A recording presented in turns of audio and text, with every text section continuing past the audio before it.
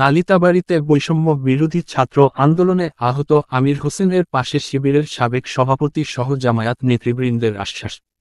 ANB news 24.com রোববার 15 September শেরপুরে নালিতাবাড়ী উপজেলার বাগিচাপুর গ্রামের আমির হোসেনকে দেখতে আসেন শিবিরের সাবেক সভাপতি হাফেজ রাশেদুল ইসলাম। এ সময় গুলিবিদ্ধ আমির হোসেনকে আর্থিক সহায়তা ও খাদ্যসামগ্রী তুলে দেওয়ার পাশাপাশি উন্নত চিকিৎসার জন্য তাকে সহযোগিতার আশ্বাস দেন।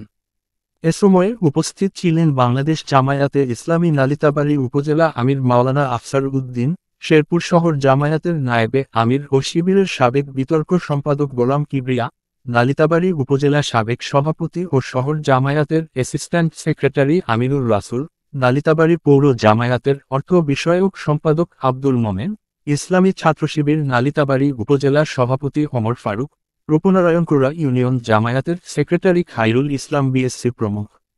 এর আগে গত 20 জুলাই বৈষম্য বিরোধী ছাত্র আন্দোলনে পুলিশের গুলিতে আহত হয় আমির হোসেন। ঢাকায় যাওয়ার সময় ময়মনসিংহের ফুলপুর এলাকায় তার মাথায় পুলিশের ছোড়া গুলিতে আহত হলে ময়মনসিংহ মেডিকেল হাসপাতালে তাকে ভর্তি করা হয়। অর্থের অভাবে উন্নত চিকিৎসা থেকে বঞ্চিত হয় তিনি। দীর্ঘদিন ধরে অসুস্থ হয়ে পড়ে আছেন গ্রামের বাড়িতে। অন্যদিকে প্যারালাইজড বাবা ও 4 সন্তান নিয়ে অবর্ণনীয় কষ্টে দিন কাটছে এই পরিবারের।